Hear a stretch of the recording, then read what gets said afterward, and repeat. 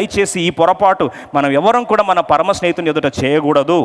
చేస్తే అది మనకు నష్టం అనే సత్యాన్ని దేవుడు జ్ఞాపకం చేస్తున్నాడు. 1 దినవృత్తాంతములు 1 Chronicles chapter 29 verse 12 అందరం కలిసి చదువుదాం. ఐశ్వర్యమును గొప్పతనమును నీ వలన కలుగును, నీవు సమస్తమును ఏలువాడవు, బలమును పరాక్రమమును నీ దానములు హెచ్చించు వాడవును, అందరికీ బలమిచ్చు వాడవు నీవే. దేవుడు బలం ఇవ్వకపోతే సంపాదించుకోలేం ప్రియ సోదరి సోదరుడా. దేవుడు కానీ మన జ్ఞానం ఇవ్వకపోతే ఒక్క పైసా కూడా మన అకౌంట్లో పడేది కాదు తెలుసా. ఈరోజు మనం తినే ప్రతి మెతుకు, పడే ప్రతి పైసా అది ఎవరి దానం అండి? దేవుని దానం. దావీదు అర్థం చేసుకొని ఈ దానంలో నుండి దేవునికి ఎంతో బంగారం, ఓఫీరు సువర్ణాన్ని తయారు చేసి దేవుని మందిరం కొరకు ప్రతిష్ఠ చేసి సమర్పించుకున్న సందర్భంలో దావీదు అంటాడు, 14వ వచనం అదే అధ్యాయం 1 దినవృత్తాంతం 29-14 వచనం కలిసి చదువుదాం. చూడండి, అందరం ఈ సత్యాన్ని గ్రహిస్తే ఎంత మేలు, మన పరమ స్నేహితుని గుర్తిస్తే ఎంత బాగుండు, అది నిజమైన ఆరాధన కాదా? అందరం కలిసి చదువుదాం. ఈ ప్రకారము మనఃపూర్వకముగా ఇచ్చు సామర్థ్యము మా కుండుటకు నేనెంత మాత్రపు వాడను, నా జనులెంత మాత్రపు వారు, సమస్తమును నీ వల్లే కలిగెను గదా. నీ స్వసంపాద్యములో కొంత మేము నీకిచ్చి ఉన్నాం. నా స్వసంపాద్యమా నీ స్వసంపాద్యమా? తెలుగులో ఇదే ప్రాబ్లం అండి. నీ అంటే మొత్తం మీనింగ్ మానిపోతుంది. మళ్ళీ ఒకసారి లాస్ట్ లైన్ చదువుదామా. నీ స్వసంపాద్యములో అంటే సంపాద్యం ఎవరిది? గట్టి చెప్పండి. దేవుంది. ఆయన ఇచ్చే సంపాద్యంలో నుంచి కొంత మేము నీకు ఇచ్చి ఉన్నాం. అంటే మనం దేవునికి ఇచ్చేది ఎవరి దాంట్లో తీసిస్తున్నాం? మన దాంట్లోంచి కాదు. దేవుని సంపాద్యం మనకిస్తే దాని నుంచి మనం తిరిగి దేవుణ్ణి ఘనపరుస్తున్నాం. ఎందుకు చెప్తున్నా ఈ మాట తెలుసా అండి? చాలాసార్లు ఈ సత్యం మర్చిపోయి మనం భ్రమలో జీవిస్తూ అపవాది మనకు చిల్లులు పెట్టిన జోబు, నష్టపరచబడిన ఆర్థిక పరిస్థితి, చివరికి ఎక్కడ చూసినా సరే ఏది అనుభవించలేని స్థితి ఎందుకు వస్తుందో తెలుసా? ఇశ్రాయేల్ ప్రజలు దేవుణ్ణి పోరాడుతున్నారంటే, ఏంటి ప్రభా మా జీవితం ఇలా పాడు చేసావని ఏడుస్తూ ఉన్నారు. అప్పుడు దేవుడు అన్నాడు, ఏంటయ్యా మీరు చేసింది, దొంగలించలేదా అంటే, మేమెక్కడ దొంగలించాం ప్రభు అని దేవుణ్ణే సవాలు వేశారు.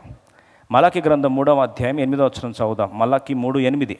మనం ఎలాంటి పరిస్థితులు ఉంటామంటే, దేవుని సంపాద్యం మనకి ఇస్తే దాంట్లో ఒక 10వ భాగం 10వ భాగం తీసుకొచ్చి దేవునికి ఇచ్చి దానికి మళ్ళీ డబ్బాలు కొట్టుకుంటాం. తెలుసా నీకు నేను ఎంత ఇచ్చానో? దేవునికి 10% ఇచ్చాను నేనని. ఆ 10% ఎవరు తెలుసా? అసలు చెప్పాలంటే 100% ఎవరిది? దేవుంది.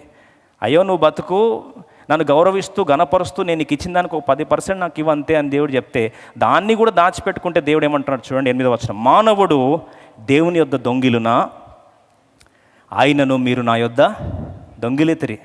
దేని విషయంలో మేము నీ యొద్ద దొంగిలితిమని మీరు అందరు కదా, 10వ భాగమును ప్రతిష్టార్పణలను ఇయ్యక దొంగిలితిరి. అయ్యా అదేంటి మేమెప్పుడు దొంగిలించామంటే, 10వ భాగం మీది కాదు, అది నాది. నా భాగం మీ దగ్గర పెట్టుకుంటే ఏమవుతుంది? అది దొంగతనం అవుతుంది. ఇప్పుడు నా ఫోను మీ దగ్గర దొరికింది అనుకోండి, వదిలేండి, మీ ఫోన్ నా దగ్గర దొరికింది అనుకోండి, నన్ను ఏమంటారు? పర్లేదండి, మొహమాటం లేదు, చెప్పండి. మీ ఫోను పొరపాటున నా దగ్గర దొరికిందండి మీరు వెతుకుతుంటే, మీరు నన్ను ఏమంటారు? మిస్టేక్ని పెట్టుకురు అంటారా? కళ్ళు ఏమైనా ఉన్నాయా? గుడ్డోడివా అని ఫస్ట్. లేకపోతే రెండోది ఏమంటావు? బాగా నచ్చేసి ఏం చేశాడు? దొంగలించేశాడు అనరా? మరి దేవుని బాగాని మన దగ్గర పెట్టుకొని, అయ్యా మేమేం చేశామయ్యా అంటే, ప్రభు అంటున్నాడు దొంగిలితిరి కదా. 9వ వచనం చూడండి, అందరం కలిసి చదువుదాం.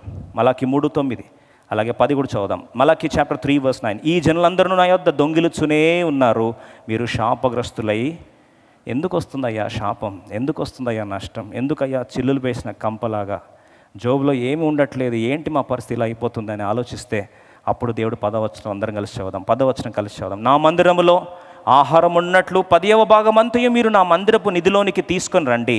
దీన్ని చేసి మీరు నన్ను శోధించిన ఎడల నేను ఆకాశ వాకిండ్లను విప్పి పట్టజాలంత విస్తారముగా దీవెనలు కుమ్మరించేదనని సైన్యులకు అధిపతి అగు యెహోవా సెలవిచ్చున్నాడు. అందుకొరకే దేవుణ్ణి ఇచ్చి గణపరచడం అనేది అదొక ఆధిక్యత మనకి. It is a privilege. చాలాసార్లు దేవునికి ఇస్తున్నాం, మనం చాలాసార్లు అనుకుంటాం నా భాగం అనుకుంటాం, కానీ దాన్ని ఇవ్వకుండా ఆపి పెట్టుకొని ఎన్ని అనర్థాలు, ఎంత అనారోగ్య పరిస్థితి, ఎంత నష్టం వాటిల్లుతుందో కొంతమంది ప్రియులు నాతో పంచుకుంటున్నప్పుడు చాలా బాధ అనిపించింది.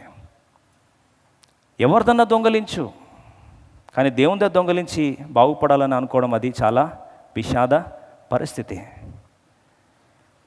ఎందుకు చెప్తున్నా మాట అంటే, దేవుని భాగం దేవునికి ఇవ్వడానికి కష్టపడితే తర్వాత అప్పుల పాలైపోయి, తర్వాత అపోలో పాలైపోయి, ఆసుపత్రి పాలైపోయి, అప్పుడు గుర్తొస్తుంది, అవునా ఎందుకు చేశావు దేవా, నీ కొద్ది కూడా మనస్సాక్షి లేదా అంటే దేవుడు అంటాడు, మనస్సాక్షి పెట్టిందే నేను, నా భాగం నువ్వు దొంగలించి మళ్ళీ నువ్వు నన్ను ఎందుకు అంటున్నావు, మేము ఎక్కడ దొంగలించాం ప్రభు అంటే అప్పుడు అర్థమవుతుంది స్టోరీ అంతా. చాలాసార్లు మనం దేవుని యొక్క సంపాద్యం మనకిస్తే, జ్ఞానము, ఆలోచన, శక్తి, ఈరోజు సంపాదించిందంతా కూడా ఎవరిదండి? అది దేవుందే. కొంత ఇచ్చి గణపరుస్తున్నామయ్యా అని దావీదు చెప్పగలిగిన రీతిలో మనం చెప్పగలిగితే, దావీదు ఐశ్వర్యం ఎప్పుడన్నా తగ్గిపోయిందా? దావీదు ఐశ్వర్యం తగ్గిపోయిందా అండి? తరతరాలు దావీదుకి ఎప్పుడన్నా తక్కువైందా? అందుకొరకే నాకు చిన్న ఉదాహరణ చెప్పాలని ఆశపడతా ఉన్నాను. నా ఇంటర్న్షిప్ దినాల్లో నాకు కొంత అమౌంట్ వచ్చేది, అమౌంట్ చెప్పనులేండి. అమౌంట్ వచ్చినప్పుడు అప్పుడు నేనేంటి తీర్మానం చేసుకున్నానంటే, ఇదంతా నేను ఖర్చుల కొరకు వేరే ఏదైతే నాకు వేరే ఇన్కమ్ వస్తుందో, ప్రాక్టీస్ చేసే ఇన్కమ్ వస్తుందో దాని ద్వారా నేను ఖర్చులు పెట్టుకుంటాను, ఇదంతా నేను ప్రభు కొరకు నేను తీర్మానించుకోవాలని చెప్పి నేను డిసైడ్ చేసుకున్న తర్వాత అప్పుడు చివరికి ఒక మంచి అమౌంట్ రెడీ అయింది. ఇప్పుడు దశంభాగం ఇవ్వాలా, 20% ఇవ్వాలా, 30% ఇవ్వాలా, నాకు తర్జన్ వర్జన్ అవుతూ ఉంది. 40 ఇవ్వాలా, 50 ఇవ్వాలా, ఎంత ఇవ్వాలి అర్థం అవుతలేదు. అప్పుడు మా నాన్నగారి దగ్గరికి వెళ్ళి అడిగాను, ఎంత ఇవ్వాలి నాకు అర్థం కావట్లేదు, కానీ ఎంత ఇవ్వడానికి నేను సిద్ధం డాడీ, ఏం చేయమంటారు అంటే, అప్పుడు డాడీ అన్నాడు, VBS అవుతుంది, నీకు ఎంత ఉందో మొత్తం తెచ్చి ఇవ్వగలే దమ్ముందా అన్నాడు. ఏమన్నా తెలుసా అండి, ఉన్నది తీసుకొచ్చి ఇచ్చే దమ్ముందా అన్నాడు. అది నాకు 2 రకాలుగా ఆలోచన వచ్చింది. ఓహో ఇది దమ్మా, ఇచ్చేంత దమ్మా ఇది అని. నేను అన్నా, ఇవ్వడానికి నాదేముంది, అది అంతా దేవుంది కదా అంటే, ఓహో గుర్తుపెట్టుకున్నావా అన్నాడు. దేవుందే కదా అంతా, నాదేముంది అది. సరే అని చెప్పి తీసుకెళ్ళి VBS పరిచర్య కొరకు ఇచ్చేసాను. ఇచ్చేసిన తర్వాత నేను దాని మీద ఏది కూడా నేను మనసు పెట్టుకోలేదండి, వాస్తవంగా చెప్తాను. ఇచ్చేసిన తర్వాత అప్పుడు నా ఖర్చులు ఏంటి అని అప్పుడు నాకేం ఆలోచన రాలేదు. అయ్యో ఫ్లోలో దేవుని కొరకు ఇచ్చేస్తారు, చాలా సంతోషం అనిపించింది. I'm telling about long back story. అయిపోయిన తర్వాత నేను టోటల్ అంటే ఆల్మోస్ట్ 2 years నాకు వచ్చిన ఇంటర్న్షిప్ అమౌంట్ అంతా కలిపి ఒక అమౌంట్ నేను చెప్పదలుచుకోవాలి, అమౌంట్ తీసుకెళ్ళి మొత్తం దేవునికి ఇచ్చేసాను. ఇచ్చేసిన తర్వాత VBS పరిచయం అద్భుతంగా జరిగింది, చాలామంది రక్షించబడ్డారు. ఆ పరిచయలో నేను కూడా పాలు పొందాను, నాకు ఎంతో హ్యాపీగా అనిపించింది. నేను తిరిగి ఇంటికి వచ్చాను. ఇంటికి వచ్చిన తర్వాత మరుసటి రోజు తిరిగి నేను ప్రాక్టీస్కి వెళ్తున్న టైం అది, బయలుదేరి వెళ్తున్నాను. అప్పటికి నాకు పలాంది క్లారిటీ ఏమీ లేదు. అయితే మీరు నమ్మండి నమ్మకపోండి, ఇచ్చేసి వెళ్ళిపోతున్నప్పుడు కార్కి డీజిల్ పోయించుకోవాలి. నేను ఇంటర్మీడియట్ తర్వాత ఎప్పుడు కూడా నాన్నగారిని ఒక్క పైసా అడగలేదు. I will tell for the glory of God. అంత మెరిట్ దాని మీద నేను I have spent my expenditure. ఇప్పుడు డీజిల్ పోయాలి, నాకు డబ్బులు ఉన్నాయా లేదా చూసుకోలేదు, బయలుదేరిన తర్వాత కార్కి డీజిల్ పోస్తాను అన్న టైంలో నా పర్స్ తీశాను, అకౌంట్లో ఏం లేదు, ఇచ్చేసాను అంతా. సరే సంపాదించుకోవచ్చులే అని చెప్పి తీస్తే పర్స్లో కరెక్ట్గా ఆ రోజు ఏమైందో తెలియదండి. I don't even know that. VBS last day బయటకు వస్తూ ఉంటే ఒక సిస్టర్, ఒక ఆంటీ చిన్నప్పటి నుంచి నాకు ఒక ప్లాన్ చేసింది. ఆంటీ వెళ్తూ గిఫ్ట్ ఇచ్చి, నా కొడుకు రక్షణ పొందాడు, సంతోషాన్ని గిఫ్ట్ ఇస్తున్నానయ్యా, ప్రార్థన చేయవాడు కొరకు అని చెప్పి గిఫ్ట్ ఇచ్చింది. నేను చూసుకోవాలి ఎంత అని చెప్పి డీజిల్ పోసుకోవడానికి పోయి నేను డీజిల్ పోసేసరికి ఓపెన్ చేస్తే ఎంత ఉంది తెలుసా అండి, కరెక్ట్గా 1000 రూపీస్ డీజిల్ పోయాలి, 1000 రూపీస్ దాంట్లో ఉంది. అయిపోయింది, ఇదేంది దేవుడు ఇలా సర్ప్రైజ్ చేస్తున్నాడు ఏంటి అనుకొని వెళ్ళాను, కూర్చున్నాను. నాకు సడన్గా మాకు ఆఫీస్ అసిస్టెంట్ తీసుకొచ్చి లెటర్ చేతిలో పెట్టాడు. ఏంటి అంటే, నేషనల్ ఫెలోషిప్కి మీరు సెలెక్ట్ అయ్యారు. విడ్డూరం ఏంటంటే అండి, 2 సంవత్సరాలు నేను దేవునికి ఇచ్చింది నాకు ఫస్ట్ శాలరీలో వచ్చింది. ఎందుకు చెప్తున్నా ఈ మాట అంటే, కళ్ళలో నీళ్ళు కారిపోతున్నాయి.